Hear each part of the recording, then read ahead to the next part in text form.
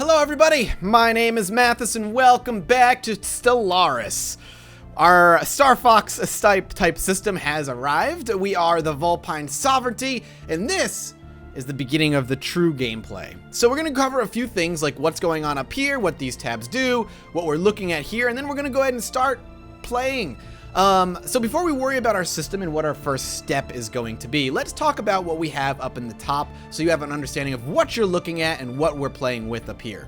We'll start with these things right here because it's pretty simple. So first things first is energy credits. This is basically our cash. This is what we're using as our dollars, our gold, whatever you want to think of it. Energy credits is money. The 50 on the left shows how much we have banked. The +4 means we're taking in for a month. As you can see, there's time in the top right. Every time this ticks over to a new month, which is every 30 days, we get 4 credits. We can actually hover over and see we're actually producing 12 energy credits per month, but we're spending 3 in maintaining our ship station, 2.1 in maintaining our ships, our building maintenance of 2, and an army maintenance of 0.15. This is, again, our cash. We can produce more by finding more on other planets or building power plants on our planet itself. There's plenty of ways to gain more energy credits. Minerals, think of it as the resource that we use to build buildings. We have 200 in the bank right now with 8 a month, basically, where we're using 0.6 to maintain our current ships. Influence is another resource, but it's a little different than the others. You don't really use this for building so much. Influence is more for the diplomatic aspect of the game. When you're dealing with other leaders or other factions or edicts, putting edicts into play, which are government kind of laws, I guess, if you want to call them, that will do certain things within our government. Spending influence is going to allow you to push certain diplomatic things through. Influence is, we'll see it used more as the game goes on. So that's these are the main 3 resources. Over here is our research resources. So physics, society, and engineering. We have 5 stored and we're gaining 5 a month, and we produce 5 because we're gaining 5 a month, clearly. These are what we use to spend to research things. The more we have, the quicker we can research this, that, and the other. It's pretty simple. There's just 3 branches of research, which is physics, society, and research and engineering. Now over here is something that's a little bit more obtuse, I guess.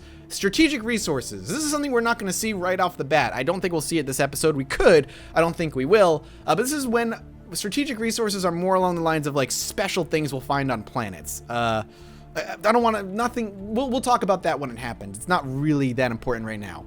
This right here is directly controlled planets. So we have 1 of 5, and the one being Corneria, of course. So the one planet we control is the only one we have, but we can control up to 5. We can directly control under our own personal influence up to 5. We could do more, but the more we gain, penalties are going to start happening, riots, uprisings, all that stuff could start happening if we're trying to control too many. So if we bypass that and we want to maintain control, but we also don't want it to inflict on our directly controlled planets, we can start creating sectors where they're self-governed, but they're still part of our empire. Again, something we'll see later on down the line. And then this is just our fleet. We're allowed to have 12 ships in our fleet right now. We have a total of 3 starting. Okay, now if we click this. Government screen. Okay, thank you. This is our government screen. I just want the tips, man. I didn't want a full-on tutorial here. This is pretty simple. We click on this, we can take a look at our government. We can take a look at our current leader, President Mathis McLeod. He's a Vulp. And he has 2 traits. All rulers start with traits. He is resilient, so he gets an extra 25 years to his lifespan. And he's an investor, so we gain 10% more credits while he's our leader, which is great. The next election is not going to be for 5 more years. We can take a look at the election overview, just him right now. Eventually, that'll have more people. Empire effects, we have 12 naval capacity, edict cost, and edict duration. Doesn't really matter because we don't have any, and no empire modifiers happening at this moment. And of course, our governing ethics that we chose before. Our budget is just kind of a breakdown of where our money's going and how it's being spent and all that good stuff. We don't have to worry about that right now. Policies. This is a little bit more complicated and something we're not going to dive into right out the gate. There's a lot here. It's very complicated, but we could talk about it when it happens. Basically, this will allow us to change up policies within our government. For instance, if we wanted to, we can allow slavery or prohibit it, basically. We have a war economy. We can change how that war economy is spent when we're at war. More importantly, let's see. if we end up pulling in other species within our empire due to alliances or them asking to join or us just dominating them in a war, we can say our leadership, our governors and our president can only be of our primary species. However, later we might have the option to say it's free range. Any and all species can become leaders through election and stuff. Now that could be scary because maybe our empire starts becoming mostly one other species and not all Vulpines, and if that particular species is like a warmongering pro-slavery species, and they end up winning an election, our empire could take drastic turns because of that happening. So we may end up leaving primary species only as our leadership on. And then first contact. What do we want to do when we meet aliens for the first time? Do we want to be aggressive with them or peaceful? We're going to stay peaceful rather with them. It's going to be easier. But that's what like policies are. It's pretty simple. Then edicts down here is we can spend influence to put in edicts. One edict is the information quarantine. We can spend 1 influence a month, and we basically restrict the amount of information that goes out to the people. We stop them from learning about things. And it means ethics divergence is going to go down by 10%, but our research speed also slows down by 5%. We can encourage free thought, engineering research, physics research grant. Basically, we can grant money to specific branches of research to help them speed them along. Nothing we need to worry about right now. And then our demographics, which we can look at like our food, our energy credits, like how's our world doing, our Vulp worlds, all kinds of fun things. All right, so that's our government tab. Next is the Empire tab. Screen. Don't talk to me. The factions tab. Blah, blah. Okay, so this is pretty simple. This is our Empire tab. These are the planets, how much food we have on a planet. Basically, it's a planet breakdown of what planets are producing what, who's governing that planet, and how much population we have on that planet, and are there any modules on that planet. Leaders, who our governors are, who our scientists are, who our admirals are, and who our generals are for war, which is, going to be pretty important. We'll look at this later. And as always, like I said, all of our leaders have traits. So our governor over here is an architect, has architectural interest. So having him on Corneria means all buildings on Corneria are going to cost 20% less, and they're going to construct 20% faster. Honestly, early game, that's pretty good because we might be throwing some buildings on our planet pretty quickly to help up some of our resource gain. Scientists, we have one that's carefree, so his anomaly research is going to be faster when we come across anomalies on planets, which is nice. We have Dong Luo, another scientist who's in our engineering research. He's over here. He's researching our engineering stuff. His research speed is 10% faster because he is an expertise in voidcraft. This leader is, following years of study, considered an expert within the field of voidcraft. Interesting. Then we have Jose Manuel Velezco. He is doing society research, and he has a 5% bonus to society research. So 2 pretty good researchers. I think he only gets 10% in voidcraft research. Interesting. And then we have Orietta Quadrini. She is our physics researcher, and she is researching particles at 10% faster. So that could actually be pretty good. So those are our leaders running down the list over here. And then factions is something that is kind of coming back from CK2. Basically, if there's a lot of turmoil in our empire, we can see factions popping up demanding independence of their planet, or independence of multiple planets, or assassination attempts of leaders because they're not meshing well with the planet that they're on. All kinds of crazy stuff can happen here in the faction tab. Then we've got contacts over here. This is pretty simple. We can look at empires. We could sort by empires we've made contact with, other primitives, if we found primitive species on planets that don't know about spacefaring technology yet, and fallen empires, and what species we're dealing with. So right now we're only really worrying about Vulp, but that's, again, pretty simple. All right, so that's context. Ship designer. We can actually build and design our own ships, which we will end up doing in time. And then situation log is special things that'll end up happening as we find things. So if we find something really special on a planet and we want to research it further, it'll pop up in our situation log. And then victory conditions is like, how did we end up taking over the galaxy? And then finally, technology. So this is research. So typically in a 4X game, how does research work? You have a tech tree, right? And that tech tree branches out, and you typically find the best path for your playstyle, and you always follow that particular path. Stellaris tries to break that monotony a little bit. Instead of giving you a tech tree to play with, each one of your researchers is going to get 3 not randomly generated, but 3 researches randomly given to you. So you can never directly follow one particular path of research in order to win, because you're not guaranteed to get those technologies every single time you play. The game just gives you 3 in random order, and you have to kind of make do with whatever your scientists discover. So a little bit of RNG to break up the tech tree monotony in other 4X games. However, there are some technologies that are so important to progressing that they're weighted, aka they will show up. They are guaranteed to show up when you play the game, just so you can go out amongst the stars and say colonize, for example. So let's go ahead and pick our technologies. We're gonna have our physics guy researching, let's see, we have blue lasers, which is gonna give us a different laser, so for more damage. Solar panel network and survey speed. This is gonna give us, gravitic sensors is gonna give, surveying is gonna be faster, so we can survey systems faster. This is a voidcraft thing, so we can research this faster too.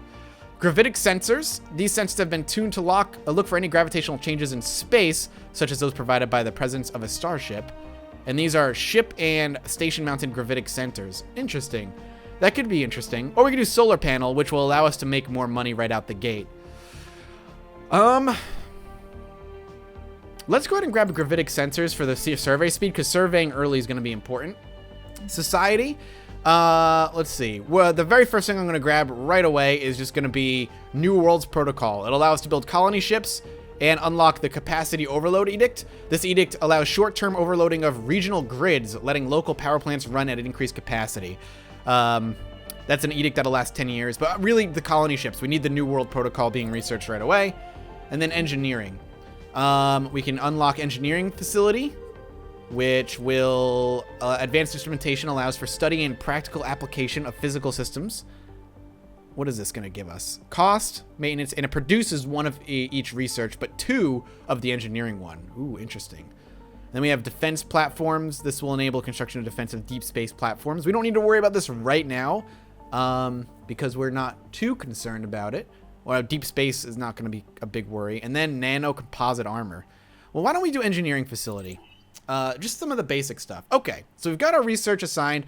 I've shown you the basics of how this works. Now, before we do anything here, I can pop out real quick and show you the universe. So, here's our Lilat star system. These orange borders, this is where our current borders of our empire last. This dotted line is what our sensors are able to see. So, since this star lies within our sensors, we can actually click on this and say, hey, we know what planets are here. We can actually sense what planets are in here, so we're not kind of flying into this particular area blind. But this lies outside of our sensor range, so we don't know what kind of planets there are. But here, like I said, there is a possibility of we know what's going on here. Also, there's a little symbol here, and there's a potentially habitable world here, but it looks like it's a desert world. Not particularly good for us.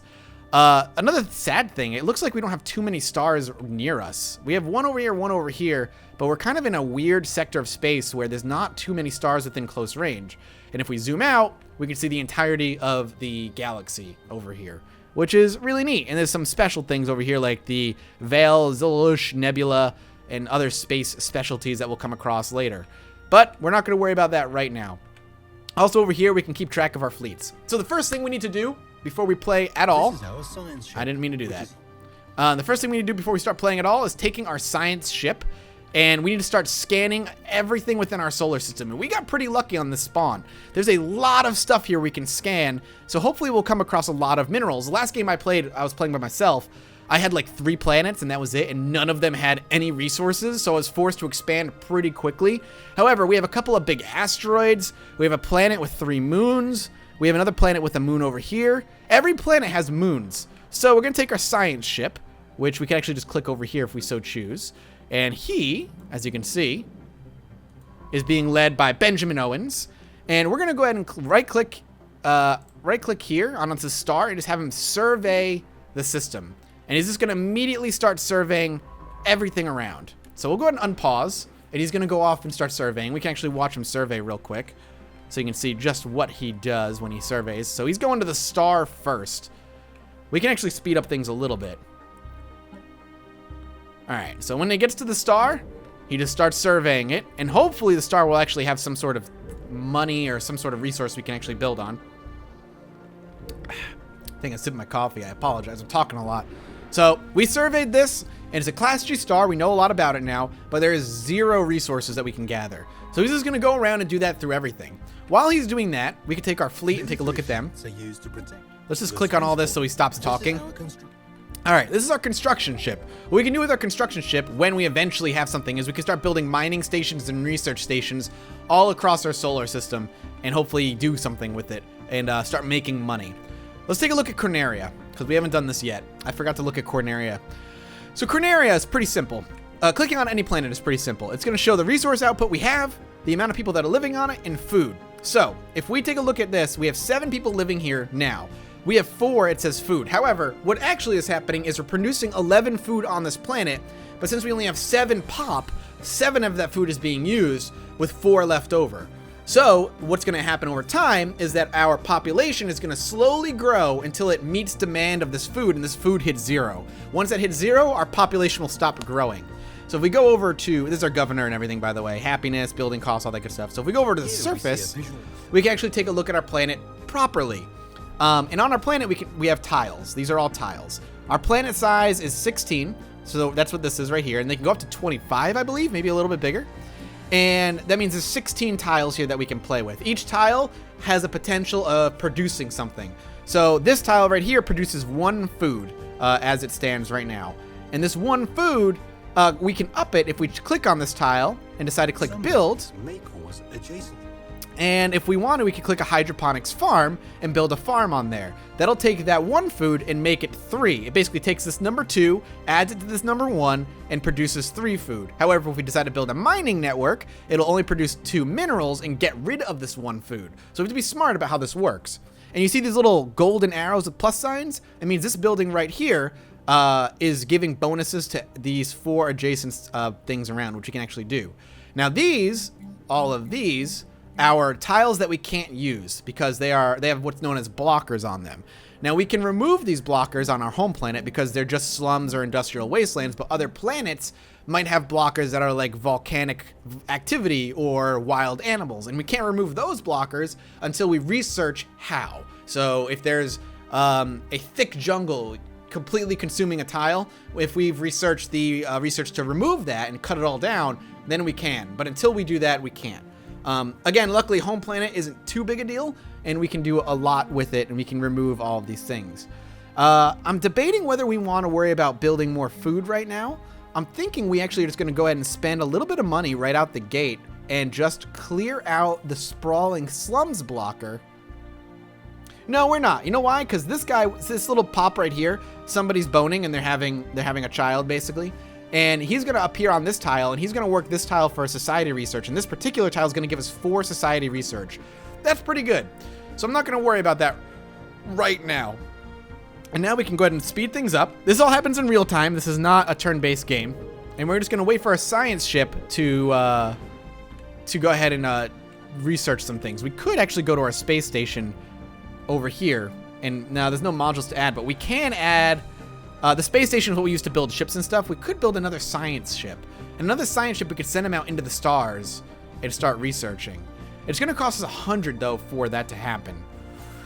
100 minerals for another science ship. Let's go ahead and build another science ship right away. And we'll have to hire another scientist and spend some influence, but I'm not going to worry right now. So as you can see, he found something on asteroid B12758. There are 2 minerals here. That's actually really, really good. We're going to take our construction ship, right click on this and build a mining station there. So we're gonna have a mining station right above this asteroid, gathering as much stuff as we can out of it. And that's gonna add 2 more a month to this. Pause it. From time to time, our science ship So, yes, our science ship scanned this area and he found an anomaly, a level 1 anomaly. Basically, he scanned the planet and there was something going on there. It doesn't make any sense. During the survey of our home system, we found something on Puerto Gonzalez that did not match earlier observations made from our homeworld. So basically, whatever research we did from our non-spacefaring times doesn't match what we found here. Now, it's a level 1 anomaly, which is great because we have a level 3 scientist. And there's a 0% failure risk. So we're just going to have him stop what he's doing right now. He's going to turn around and he's going to go back and research it. And that anomaly can unlock any number of things depending on what it is. But since it's a level 1 anomaly, I don't expect it to be too good. And then when he's done researching, he's going to go back to scanning the solar system. All right. Construction complete. The spaceport has finished construction queue. All right, let's go ahead and take our other science ship that has no leader and assign it a leader by going into our contacts. No, it's over here in our empire. And we got to recruit another scientist. So we're going to spend some influence right out the gate and get another scientist. We have 3 to choose from. One is an expertise in field manipulation. One is leader experience gain plus 15 and anomaly research plus 35%. I think we're going to take Finn Ferguson because he's going to be out there. He's a little younger than Mobutu Belwa. And they're all costing the same, so we might as well just click on him. And then what we'll do is click on our research ship, assign our leader, and now he is the commander and pilot of that. And what we're going to do is hit E and send him over to the Guazor system and have him research the Guazor system. So he's going to go to the edge, he's going to warp out, and he's going to head over there. And we can, again, just kind of let things go at a fast pace for now. It's sitting on fast. Aha! Secret at the doorstep. So we finished our research of the anomaly. We found one of our old probes on Puerto Gonzalez. It is somehow kept intact all these years and is still trying to send data to our homeworld. It stands as a testament to our past struggles and our wish to flee our planet's bounds. We should continue to investigate these sorts of anomalies whenever we get the chance. It will most assuredly grant us knowledge and technology. The divine surely has more in store. So basically we have we say this particular line because we're spiritualists. So he's going to go back to doing his thing. Now if we go into our situation log, I don't think we have anything special. No, we don't. So we can watch him go to the edge. He's going to turn warp on and he is going to fly all the way over to here. Boom. And he shows up and now we can start scanning the area, which is awesome. So we're going to let him do his thing. And he has his own sensor range, by the way, which is why we have that. And again, we have more minerals, which is awesome. Now, the more buildings we build, the more money we're going to end up spending, energy credits. So I'm going to want to get more energy credits as soon as I can. But to get this many minerals this early is actually really, really nice. I'm very, very happy about that. Okay. Now, I can actually zoom out and play out here, and there's going to be little tabs that show us what are in these particular sectors. Okay, our mining station is finished, so I'm going to pause it and come back here and send our construction ship to come back over to Puerto Gonzalez. And once we have 90 minerals, I'm going to have them enter orbit. Once we have 90 minerals, though, we'll build another mining station and make some more dollars there, hopefully. Hasn't found anything yet. Take a sip of my coffee. One of my favorite things about these 4X games, man, is going just from the solar system and then spreading out. Oh, man. Thinness has a two minerals. A rocky world covered in a thick layer of permanently frozen ice. Low temperatures and a very thin atmosphere precludes the existence of life on the surface. So, habitability of 0, which is unfortunate. But I don't think you can have more than one habitable world in your starting solar system. And that's just a guess, but I don't think you can. Could be wrong. So our construction ship isn't doing anything. That shows the ZZZ there. And it doesn't look like we found anything resource-wise on this planet yet. However, I'm very excited to see what Guazor is going to have in store for us as a potentially habitable world. All right, he's done with those. And we have 97. So we're going to go ahead and click this and build a mining station here as well. And send them out. I love if you zoom in. Like, I suggest most of the time when you play these games, you play really zoomed out. But this game is actually really, really pretty. I suggest zooming in when you have the opportunity to. It's beautiful. Okay. So we have more minerals over there. Ooh, okay, hang on. The discovery of alien life. The Litviak has made a startling find on Guazor 4. The planet is teeming with alien life. For the first time in history, we have encountered life forms that did not originate on Corneria. This amazing discovery has silenced those who believe we were alone in the universe. Although none of the alien creatures found on Guazor 4 are sentient, it is likely only a matter of time before we encounter beings that are. Okay, so we gained 60 society research out of that, which is really nice. We have 60 stored. But over here, we actually came across our first alien life. Dry, rocky world with a nitrogen-oxygen atmosphere. Precipitation and major bodies of surface water are relatively rare. Significant temperature variations between day and night cycles. Vegetation is scarce, but even moderate precipitation can make the desert bloom. So we can build like a research station over here and gain this physics research that we make monthly. And it's 0 habitability right now because we haven't had it researched. We can take a look at the surface, and actually this is an incredibly big world. It's a 24 slot world. Holy shit. All right, this is in our star system. Once we can research into desert worlds, I believe this is, we can habit it, but we can't right now. But there's alien life here, dangerous wildlife, but no sentient wildlife, which is fine. That is really neat that we've discovered that pretty early. But sorry, I'm swooshing up my coffee here. But no intelligent life yet. Contact report, planetary anomalia.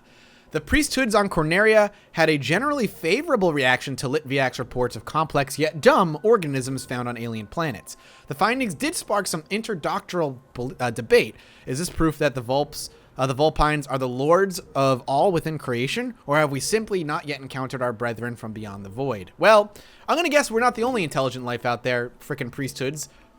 Spiritualists with xenophobia or xenophilia is going to be very interesting.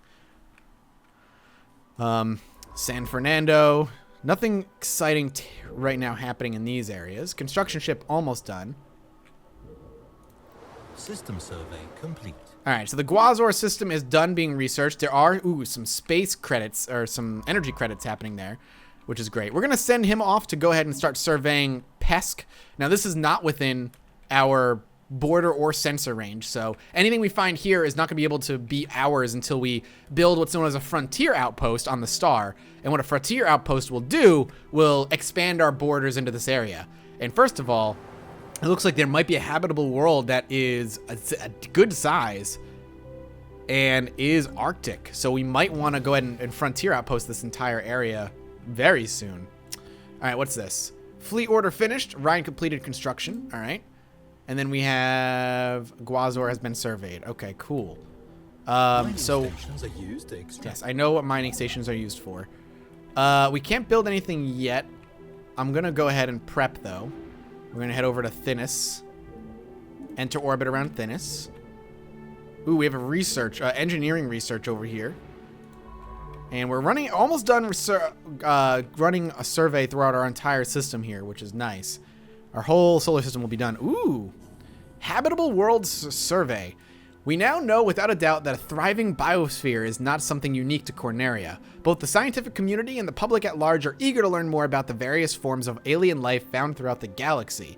Efforts to catalog the life forms we encounter are already underway, but our xenobiologists have urged us to focus our planetary survey efforts on habitable, life-bearing worlds. So we have two choices. We can commend a commendable initiative. We can say, yay, begins the habitable world survey event chain.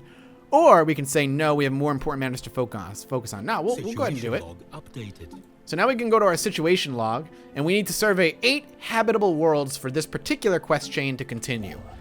So that is what that's all about. I'm down. I'm in it. I'm in it to win it, baby. All right. Right now, Thinis is kind of where I would need it. It looks like we found some more stuff. So this is habitable. We can send a colony ship here and grab this. In a colony ship, we won't need to put a frontier outpost here. I think a colony ship will expand our borders naturally. So once we have the colony ship researched, we should get to building one as soon as we can, if possible. And kind of expand out in that direction when we have that opportunity to. We have a lot of minerals here, which is nice. I might want to build another construction ship soon. And nothing here. I'd love more energy credits. We definitely need more energy credits. So I might actually go ahead and spend some money and remove this, and so we have another energy area to work sooner rather than later. System survey complete. All right, so you've surveyed all of Lilat. It's time to start surveying other stars and spreading our love. So we'll go ahead and send them out to the unknown systems and see what's going on there. Pesk is going well. There's actually decent. Pesk is actually a great little tiny star system, a solar system. Definitely worth investing time into. All right, let's go ahead and build a mining station. It's going to use most of our minerals up, but System it's fine. survey complete. All right, so you're done with Pesk. Let's keep pushing out and surveying out there. No big deal.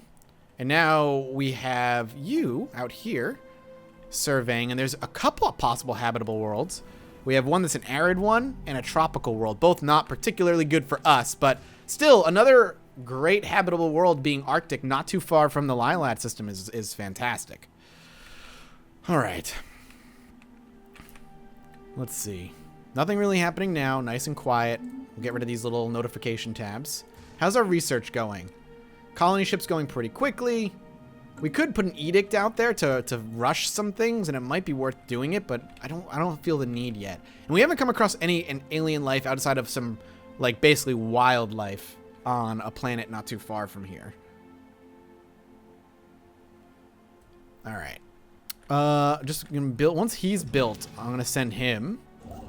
So the next thing I want to do is send. You know what? There's like a research station we should probably build over here, but we need energy credits, so I'm gonna have him move over here. We'll end up grabbing this research soon enough, but I need the energy credits more since we're basically at a neutral at this point. So this Guazor 4 actually has 3. So I'm going to send him into orbit over Guazor 4. And once we have 90, which shouldn't take too long, we will go ahead and slap up this and it'll gain us more energy credits here. And maybe we'll slap up... And we need society research. Society research is going to go faster once this particular pop happens.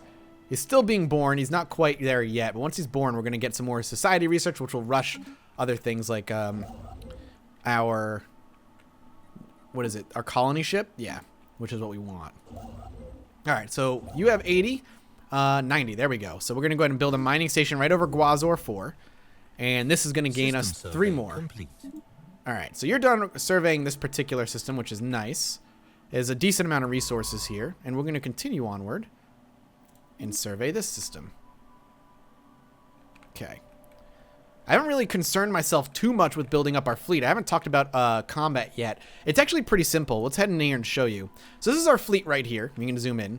There are multiple ship types. Right now all we have is the smallest and fastest, which is known as the Corvette ship types. And this number here is their military power, how much damage they do as a whole, basically. And every science station and mining station has their own defense system. As you can see, our Volanus 3 spaceport as a 394 power, so it can defend itself pretty fucking well. These guys are very small, and we can go over here and we can actually build more ships if we so choose to add to this power and give them one giant death fleet, which we'll probably end up doing over time. But it's pretty simplistic how it works, at least from what I've experienced of it so far. So you're just expanding Guazor 4. Once you're done with this, I'm going to pull you back home, I think, and put a research station over the engineering thing that we have going on. We have nothing stored right now. So he's almost done with it over here. The thing is, like, it's so much money, it's so expensive to build a bunch of ships early on that doing it is not something I particularly want to do. Okay. Science ship, still exploring. Okay, cool. So you're done. Let's go ahead and grab you and move you home. Send you back to the Lilat system. System survey complete.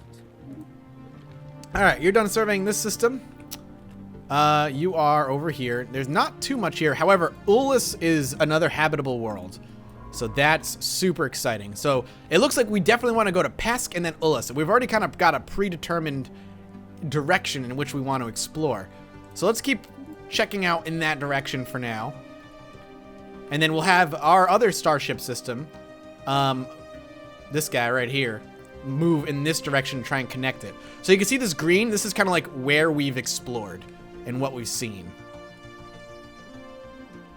All right, so our construction ship is back. Let's have him enter orbit over Al Nukarai. Okay, so hold up a second. Contact. So we've had contact somewhere. We're gonna go look at where it is. We've encountered some form of alien vessels in the Tekka Pulse system, which is all the way over here.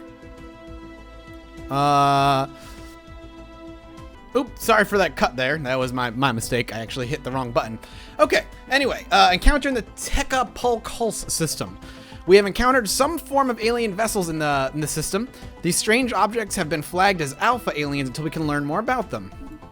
The Vulpine Sovereignty has finally encountered fellow wanderers among the stars. Despite their intentions being unknown and potentially even hostile, the atmosphere in Corneria following the report from our contact fleet can best be described as rapturous. So because we're xenophiles and, you know, we love other people, there is excitement among our people that we've discovered other aliens. The question is, where? Okay, here they are. So this is interesting. They're actually aliens. These are unknown spacefaring. All right. So in this area, we're gonna have an option to go ahead and investigate the alpha aliens. It's gonna put our current system on. Oh my God.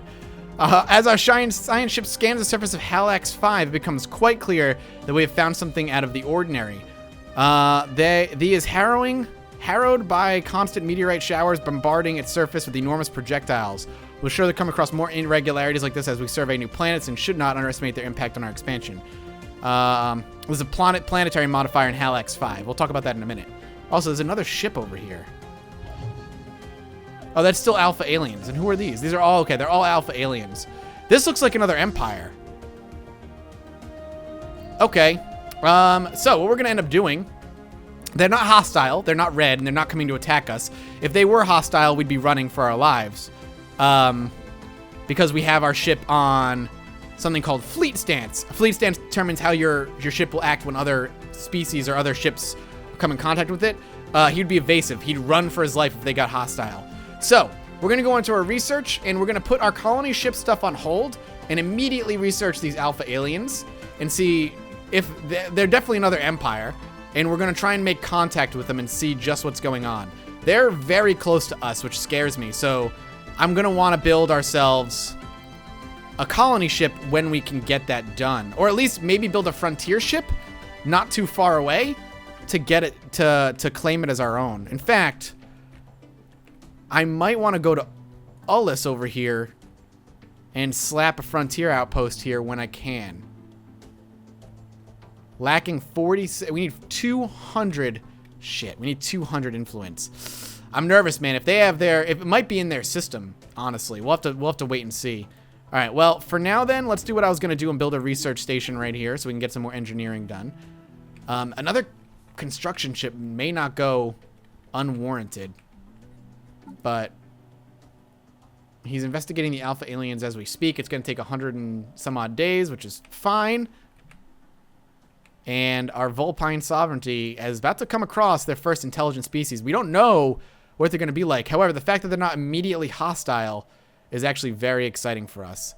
Oh, and they're in a nebula. So if we take a look, the nebula gives 30% travel speed penalty to ships in interstellar flight. So going from star to star within this nebula is going to be down. That's actually kind of a rough start for them. System survey complete. So they might not be able to even explore that easily. So we're going to send you off this way. Still not ideal. Not ideal for us at the very least. But we have a lot of minerals being built, and another construction ship, like I said, might not be completely out of question. We might want another one soon, because I'd like to go out this way and start grabbing all the resources in this direction, if possible. And again, dropping a frontier outpost in Ullus might be good. Might be a good thing. All right, let's take this guy and send him off here. I'm gonna send him to Pesk and try and grab this. Not Pesk, but Ullus maybe. Yeah, I should send him to Ullus. We're gonna send him to Pesk first, then we'll send him off to Ullus. There he goes. Once he's out of interstellar flight, we'll move him over here. Send him off. And I'm very excited to see how this is gonna go. Hopefully soon.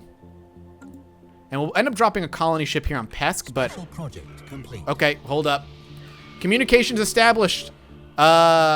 United Yaks Kalak. Commonalities. Okay. Ryan was forced to return to the Lilat from Ullus because it is within the borders of the... Okay, shit. It is within their borders. Not even like that they grabbed it. It's just actually within their borders. So because we discovered their borders, because they're an empire, I get shoved out of their borders unless they let us in. So I can't drop a frontier outpost over here. So we were forced out. Anyway, we have established communication with the United Yaks Kalak Commonalities. Diplomatic channels are now open and all hostilities have been terminated. All right? We made first contact with an alien empire. Okay, so we also have no idea where our science ship is because he was really deep within their borders, but he should be finding his way back automatically. Basically, if you discover an empire and one of your ships is really deep within it, he'll go MIA. You won't know where he is, but he'll find his way back home. Okay, well met, friends. We are the United Yaxkalak Commonalities, a nation built on the principles of peaceful coexistence and individual freedoms. Prime Minister Palit Inaverta, the current head of our government, has expressed a sincere hope for a lasting friendship between our two peoples. So that's really good to hear. They are possibly in very, very peaceful. So we can say a couple things. We wish for nothing to be friends. This option is that we can say that because we're xenophiles. We can say this meeting is a blessing. Love is a friendship set to music, Yaxkalaki, which is a combination of the two. And I like that. Love is a friendship set to music. So, first alien encounter. The news that we have encountered intelligent alien life for the first time is spreading like wildfire throughout the Vulpine sovereignty. Our citizens are fascinated by these beings, and the media is full of reports and speculation on their culture and society. The revelation that we are not alone in this galaxy has largely been greeted with celebration on Corneria. Just like us, the aliens appear to be relative newcomers to the galactic stage, and their level of technology is similar to our own. This is a monumentous occasion. We're not alone in the universe. How strange. So, missing in action and no access. So this guy's getting shoved back to Peshk. We absolutely need to take what's ours. They look like they are tropical people. So I'm not really concerned about them grabbing Arctic worlds. So there's no competition there. And if we click on this, we could take a look at the diplomacy screen. So this is the United Yaxkalak Commonality. They are moral democracy, and they're erudite explorers. They value exploration and discovery process above all other things. They will gladly trade their knowledge they seek, trade up for the knowledge they seek, but are not above taking it by force if it proves necessary. So they don't like us right now. Our border friction is -3. They're a brand new contact, and we're spiritualist fools. So that immediately makes us a little bit problematic. They're wary of us, but they're arthropods. They're like bug people. So we can do all kinds of things with them, like declare war, invite them to an alliance, which they won't do. Demand vassalation, which they fucking definitely won't do. We can ask to be their vassals. They do not want that at all. We can offer trade deals, establish an embassy, which we're going to actually end up doing, which I described in the last episode. And we can declare rivalry or insult them, which we're not going to end up doing. But we can do trade deals and stuff like that, but we're not going to worry about that right now. Right now, we just want to be friends with them. So we're going to go ahead and say, hey, man, I know we're spiritualist fools, but we like being friends, and that's all we want to be as friends. So the Horrentius Dust Cloud as the Tchanka people, the United Yaxkalak Commonality right next to the Vulpine Society. Very, very close proximity, but I'm out of time. So thank you guys so much for watching. I hope you're excited to see more Stellaris. If you are, you gotta let me know in the comment section below. New series like this, it's always important to see what you guys are interested in. If you are, well, I look forward to hearing more and showing you more of this game, and I'll see you next time. Bye-bye.